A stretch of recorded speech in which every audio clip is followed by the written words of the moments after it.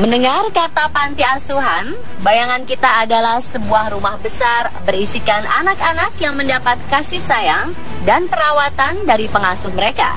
Walau beberapa mungkin kekurangan dana untuk bisa makan enak, kepedulian pengurus yayasan biasanya bisa mengobati kekurangan-kekurangan tersebut. Panti asuhan menjadi tempat yang penuh keceriaan, terlepas dari segala kekurangannya. Namun ternyata ditemui dalam beberapa kasus justru rumah yatim piatu malah berkelakuan sebaliknya. Alih-alih menjaga anak-anak dengan baik, para pengurus malah melakukan hal-hal tak manusiawi, seperti menyiksa atau melakukan hal-hal tak pantas lainnya. Sejarah pernah mencatat beberapa panti asuhan dengan kasus-kasus seperti itu.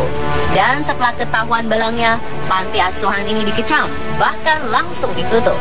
Berikut informasi yang telah on the spot rangkum tentang kasus-kasus di panti asuhan.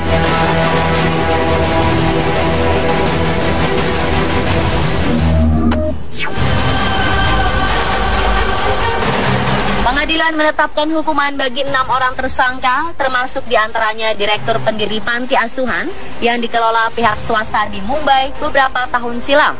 Hal tersebut dikarenakan mereka memperkosa 5 orang perempuan penghuni panti yang menderita keterbelakangan mental, dengan 3 korban diantaranya adalah anak di bawah umur.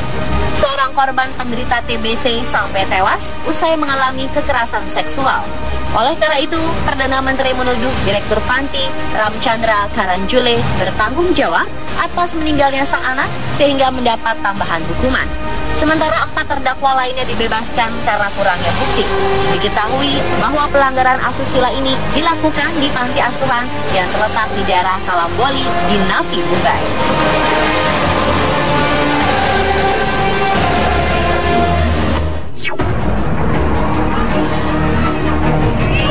Perlindungan Perempuan dan Anak Kepolisian daerah Riau menemukan 12 anak dari panti asuhan Tunas Bangsa yang disembunyikan pemiliknya Lili Rahmawati. Ke-12 anak ini dibawa ke rumah aman Dinas Sosial Riau.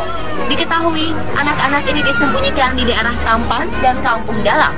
5 anak yang disembunyikan di Tampan ini akhirnya diserahkan secara langsung oleh suami Lili kepada polisi.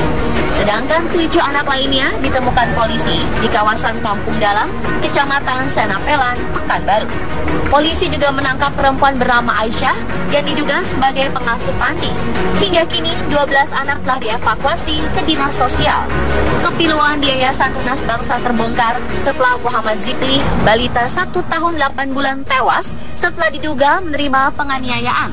Paman korban melihat adanya kejanggalan kematian korban karena terdapat luka di sekujur tubuhnya. Dalam perkara ini, polisi telah menetapkan Lili sebagai tersangka. Lalu kasus lain di panti asuhan itu terungkap saat Lembaga Perlindungan Anak Riau melakukan inspeksi mendadak di 2 panti jompo milik Yayasan Tunas Bangsa lainnya. LPA Riau menemukan adanya praktek tidak manusiawi yang dilakukan yayasan terhadap penghuni panti. Warga lansia dikurung dalam ruangan seperti penjara, digabung dengan penderita sakit jiwa. Ruangan terlihat kotor karena tidak ada sekat pemisah antara tempat tidur dan lubang kakus. Penghuni tidak diberi makan selayaknya dan kerap mendapatkan kekerasan.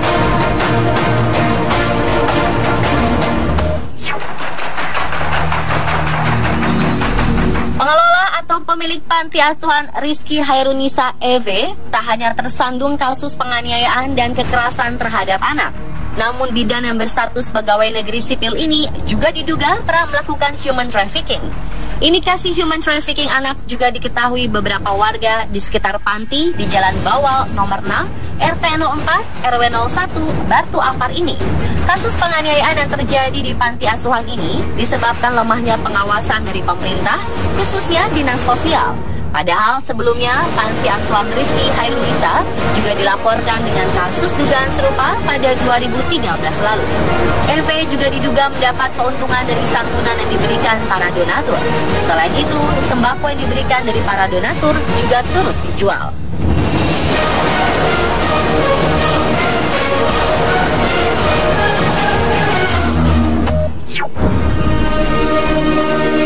Kekawit berdiri di Amerika Serikat pada 1940-an dan berhenti beroperasi pada tahun 1970-an. Panti asuhan ini memang sudah ditutup, bahkan gedungnya pun sudah dibongkar. Tetapi hal itu tidak bisa mengobati luka anak-anak asuh yang dulu pernah disiksa di sana. Seorang korban, Howard Wena, masih bisa melihat dan merasakan kekerasan yang ia terima saat masih tinggal di panti asuhan tersebut. Ia mengaku pernah menjadi korban pelecehan seksual di tahun 1950-an yang dilakukan oleh John Pollan serta suster yang mengasuhnya. Ia mendeskripsikan bekas tempat tinggalnya itu sebagai film horor.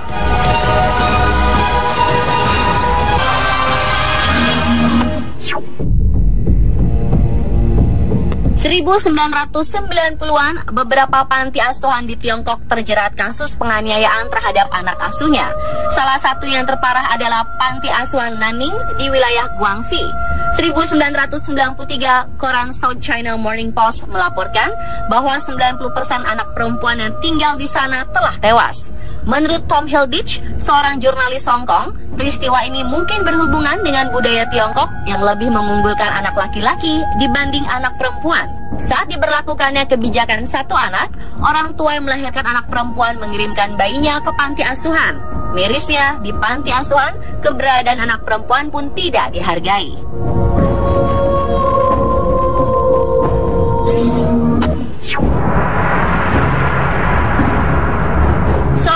Asuh yang diadopsi dari rumah Unjer ini harus menjalani 13 operasi untuk menyembuhkan kecacatan yang ia derita akibat penyiksaan.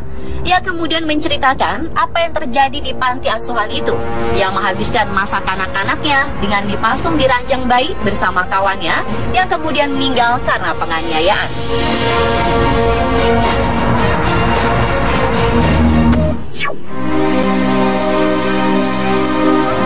Jika bukan karena seseorang yang mengunggah video berisi kekerasan di panti asuhan Mazanovsky, mungkin hingga saat ini anak-anak asuh di sana masih mengalami penyiksaan. Video ini menayangkan dua orang pengasuh yang mencambuk dan menendang 7 anak laki-laki dengan semena-mena. Seorang staf mengatakan ia pernah melaporkan kejadian kekerasan di panti asuhan ini. Sayangnya tidak ditindaklanjuti oleh pemerintah.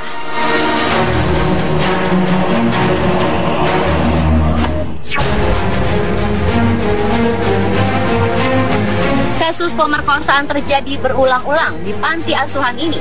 Kejadiannya sudah sangat lama, yaitu di tahun 1950-an.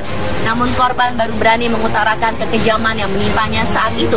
Tidak hanya anak-anak, karyawan perempuan pun menjadi korban kejahatan seksual yang dilakukan oleh pemimpin panti asuhan St. Joseph Near Pole, Australia. Parahnya, setelah diperkosa, mereka dipaksa mengaku berdosa karena tidak bisa menjaga kesucian mereka.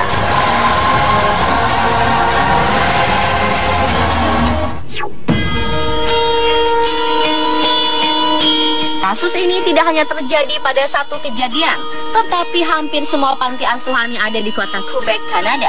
Pada tahun 1940 hingga 1950-an, pemerintah kota Quebec hanya memberikan bantuan pada panti asuhan sebanyak $1,5 atau sekitar Rp20.000 untuk sehari.